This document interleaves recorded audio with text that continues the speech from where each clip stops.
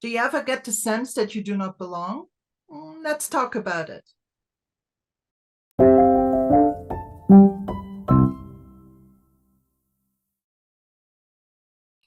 Hi, and welcome to another episode of the Culture Connection Conversations, where we bring you relatable stories of diversity.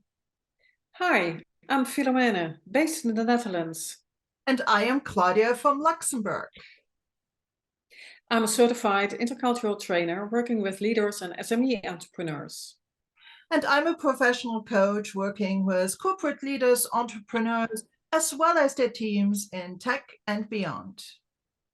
You call us when, as a leader or entrepreneur, your teams are struggling, results are going down, or there's friction. Let's get started.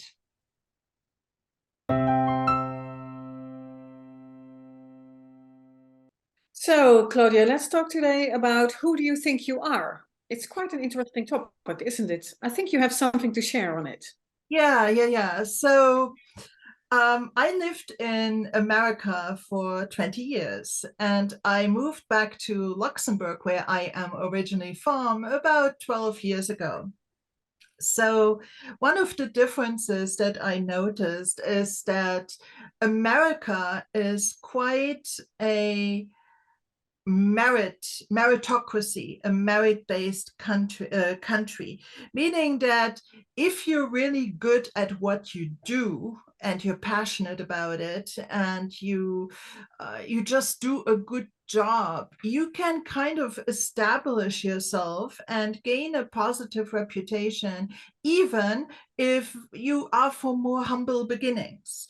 People give you the benefit of the doubt that through your hard work and your dedication, you can transcend kind of your origins.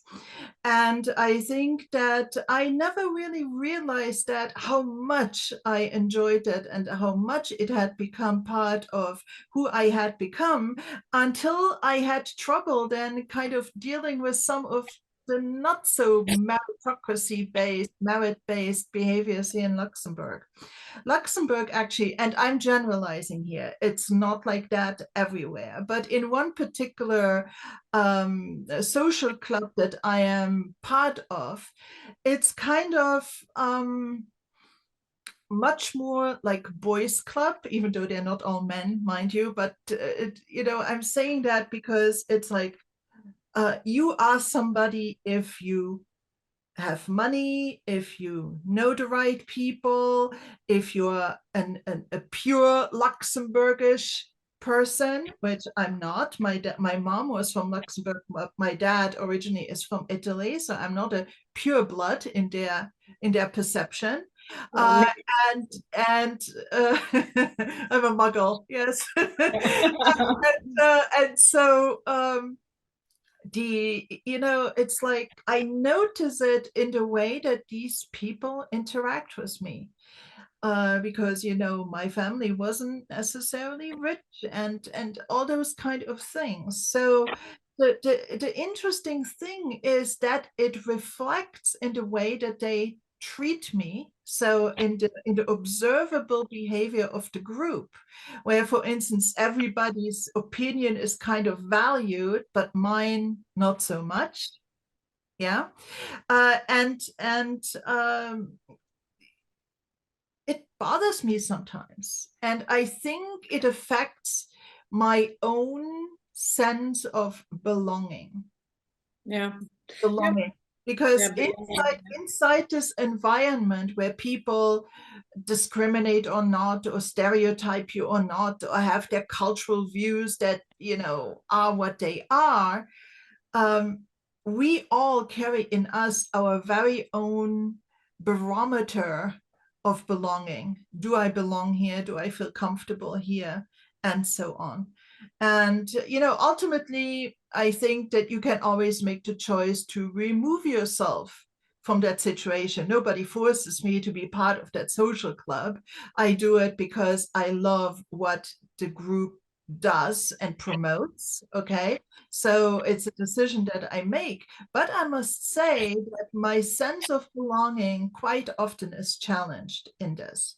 So the US was much more merit based, and Luxembourg is much more ascription based, meaning if you're part of that particular culture group with those characteristics, it's kind of you get to drive down the priority lane on the highway, and Yeah, everybody else has to stop at the yeah, red light and you don't. Okay. yeah, And exactly. that is something I think that bothers me in more ways than not on occasion. Well, I So think it's only natural, Claudia. You know, we all want to belong. yes. Uh, you know, the thing with culture is we never give it a second thought until, right? So you moved to the States and you felt at home, you felt you belonged because it fits your personality. And then you go to Luxembourg, and again, you don't give it a second thought, you just move to Luxembourg. And we are all victim of stereotyping and bias, of course. No Right. apologies there, because it's only natural. But it makes you feel less at home. Yeah, Or and maybe it takes you longer, right? To feel comfortable or to really appreciate why there is this invisible layer of belonging going on, and you know how we're supposed to react and supposed to act. and It's see, more complicated than we think, right? yeah, and it I think this is also an interesting example of how culture rubs off on you if you go away. Yeah. Because if I had not left for the US and been in that environment as a student and later as in the workforce, and then came back with this different experience, maybe I wouldn't even have realized it. I Mm. would have just taken it for granted that, yes, of course, because these people are who they are in terms of culture group, they are getting, a different priorities or different layers of respect, even if they as people don't necessarily deserve them. They haven't gotten them through merit. They have gotten them just simply because of the family they're born into, the name they carry, or their bank book, for all I care, right? So I think that and here again, I don't want to say it as right or wrong. I just want to point out the differences. I'm not passing judgment here. And of course, this is my own personal sense of belonging or lack thereof. And it's an example. I'm not pointing fingers here at anybody. No, the interesting part, Claudia, is that you know culture is how we're supposed to belong. So what happened to me on numerous occasions is that culture is also to some extent group pressure, right? But when you talk to persons one-on-one conversations, then you discover their personality, and this is where the belonging element comes in. Because I think in the long run, you can belong in every culture. You can feel a sense of belonging. And also stepping out of a culture and coming back in makes you aware. So basically what we're talking about here is growth. But when it comes to your personal life, you know, you don't not necessarily want to grow all the time. You want to feel comfortable, but it takes a lot of effort. And we just forget about it, right? I spent quite some time in other countries too. And when you come back home, or what is home at the moment, um, things you start seeing things you never noticed before. For example, um, having lunch in southern countries, you take more time for it. Going out for drinks or having a conversation, and taking time to have a decent conversation with someone um, might be less normal in the States, whereas in Luxembourg you take more time. So choosing what belongs to you is a challenge every time, again and again. I think it has nothing to do with age. It has everything to do with personality and investing time. But the real sense of belonging is hard work, actually. It's hard work. I hear it around me. I noticed it myself that belonging, even in my own country, takes effort. And when there is group pressure or cultural going on, like culture in groups, having a certain conversation because you know someone, because you have money, because you have status or education, sometimes is what is not being said, but what you feel on every occasion. So this is where things get complicated. So there's lessons to be learned here. Yes, yes. And I think that, if you realize that, let's say, the behavior of this group is embedded in culture that these people never got away from, they were always, just marinated in this culture, their behavior is not directed to you as a person. It is a reflection of them and their culture. It says more about them than it says about you. So, if people like that then pass what I could maybe perceive as judgment, having this kind of maybe more cultural understanding helps me to say, well, it's not about me personally, really.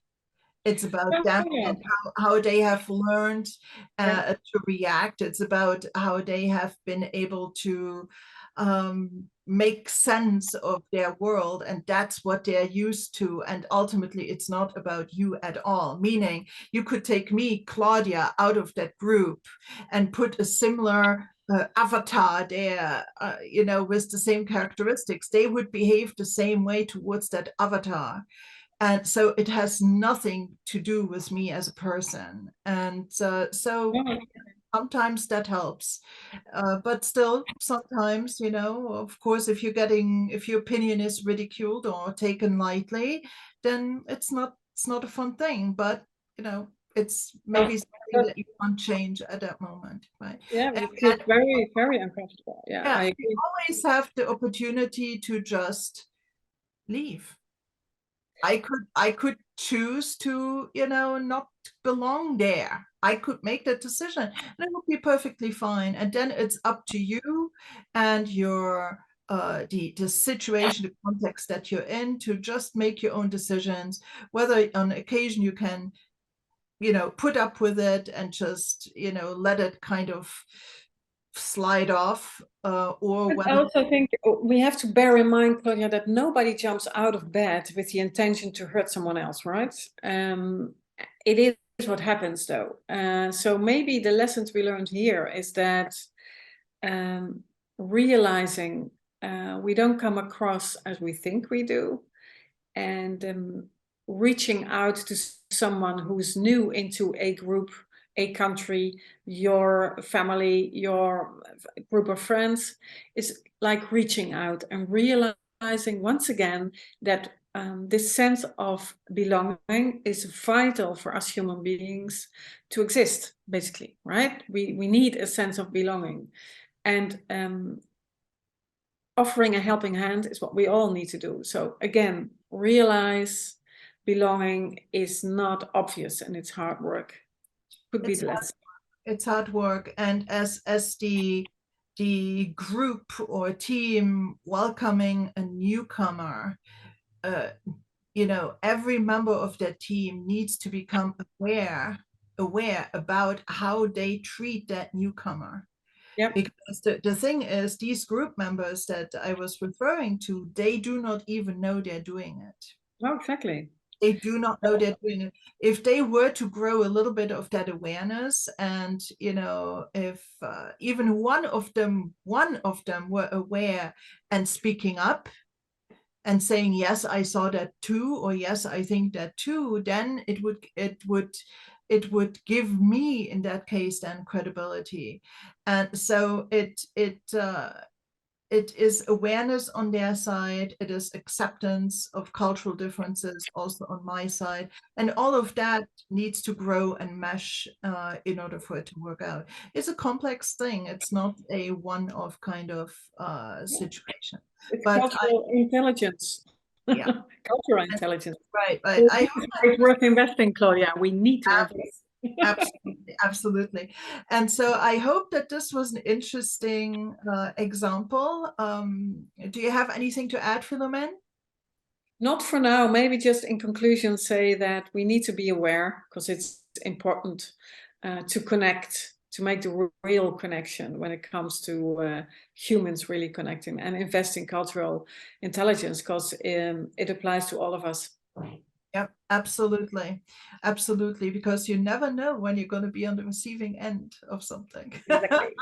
Yeah. So thank you everybody for watching. We really appreciate it. If you have similar stories to share or highlight some learning that you got out of these, please leave us a comment. Otherwise, please show us your love, follow our page on LinkedIn, subscribe to the channel on YouTube, and engage with us. We'd love to hear from you, and we will be back with much more. Thank you, Philomen. This was fun. Thanks, Bye-bye. Claudia. See you Bye-bye. again. Bye.